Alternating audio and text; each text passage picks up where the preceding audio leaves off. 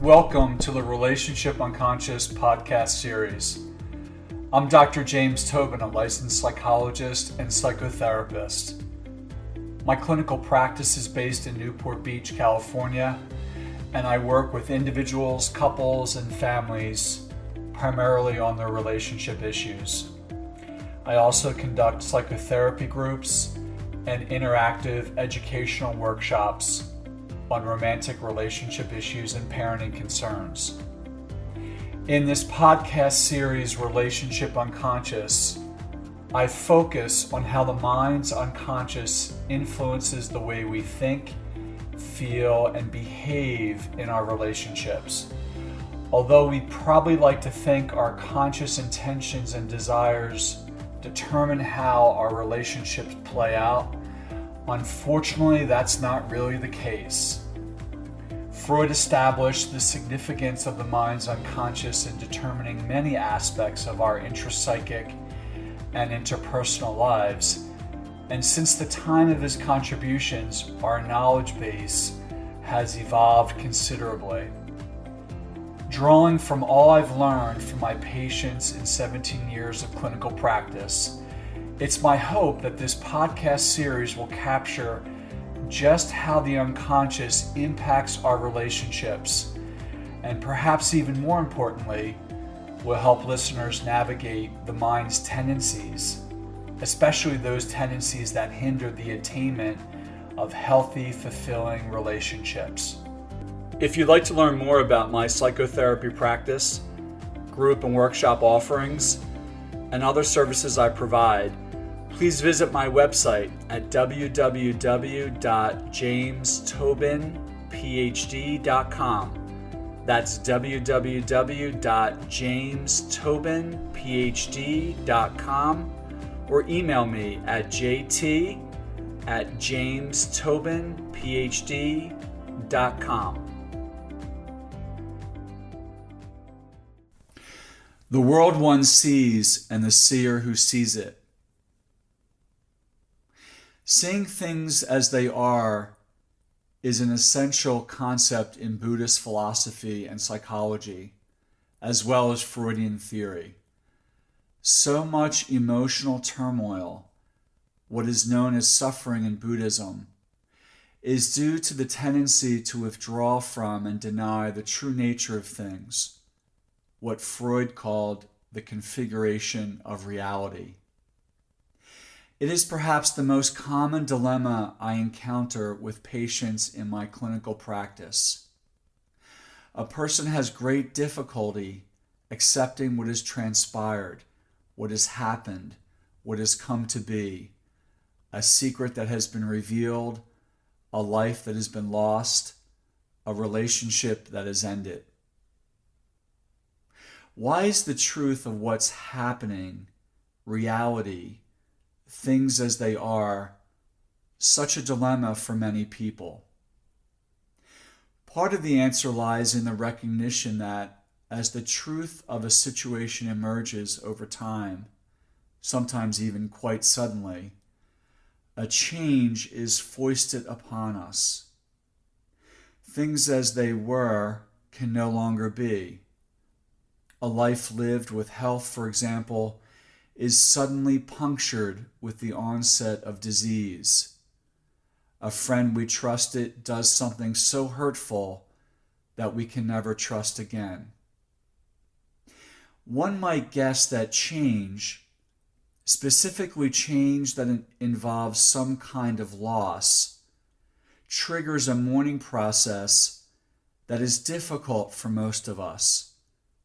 Being laid off, for example, even if it brings about some sense of relief or unburdens a person from a challenging or unhealthy workplace, typically involves encountering loss, the mourning of no longer seeing colleagues, the loss of one's proficiency in a particular role, of the affirmation of admiring clients, and so on.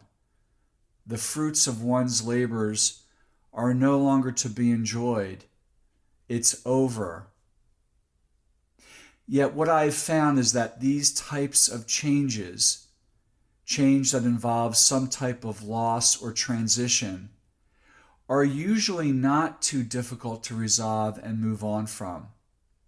After some period of mourning, a new reality emerges and a person transitions into new situations and experiences. Conversely, experiences in which what was perceived as the reality of a person or situation is suddenly proven false, the moment when you realized you only knew part of the story and have not been privy to the subtext or other aspects of a situation, seem to be more perplexing and more difficult to resolve. Unlike the strong spirit of innovation that characterizes modern technology, a fundamental principle of evolutionary psychology is that the human mind appears to be invested in maintaining consistent cognitive conclusions. It wants to be right, even as the true nature of experience, the emerging truth of reality, demands revisions and new perspectives. Simply stated, the mind is stubborn. It does not want to admit there are other possible views or perspectives. Just think how long it took for anyone to question the notion that the earth was flat. Evolution is not really innovative and is certainly not quick in responding to changing circumstances and emerging opportunities. Rather, evolution is a slow, gradual process of necessity in which the need to adapt to changing circumstances is supported by serendipitous discovery.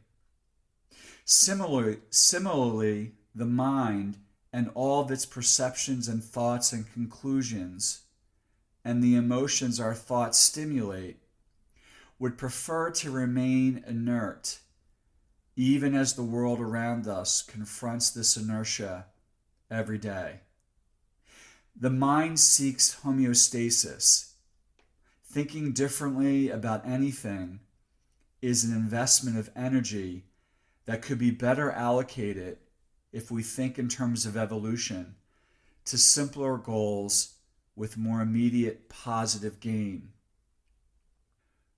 Returning to our discussion of seeing things as they are, reality, what I would like to suggest is that as we live our lives and the reality of situations and people unfolds, as things clarify, what seems so difficult for the human mind is to revise what it perceives, thinks, and by extension feels. The mind is conditioned to foreclose rather than to expand. If, for example, a child had to resort to thinking she's responsible for her father's drinking, because it would have been overwhelming for her to more accurately conclude that her father drinks because he's unable to tolerate his emotions and has a significant brain disease that predisposes him to addiction, she will be oriented toward living a life that reflects and perpetuates this perspective.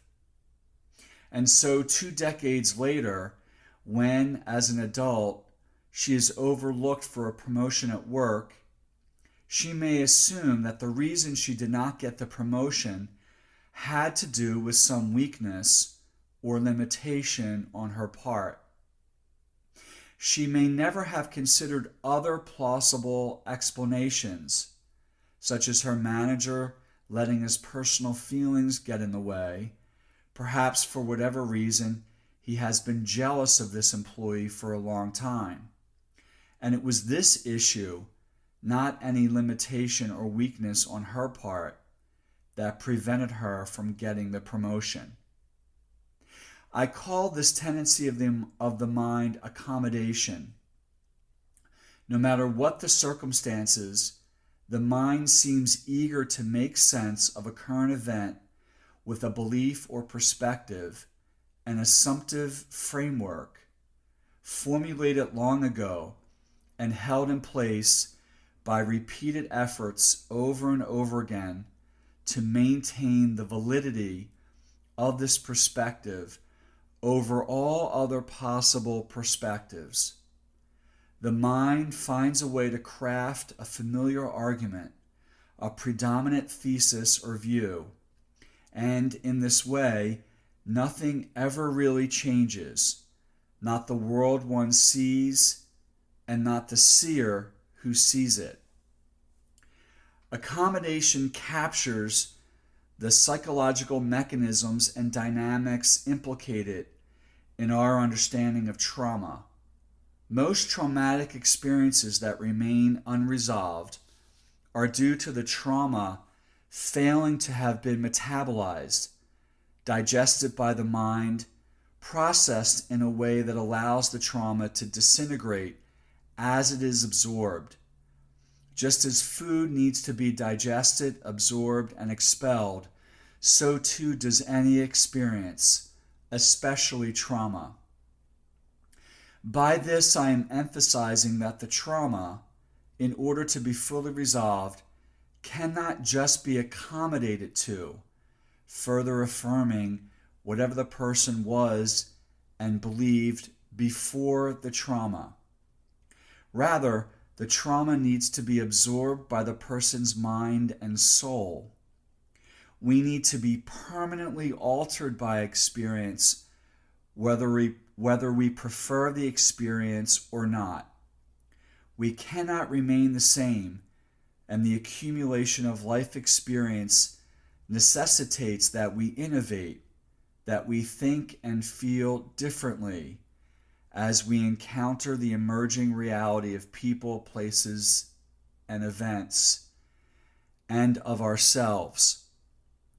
It is our proclivity to resist being altered by experience that is the problem, the challenge we must overcome.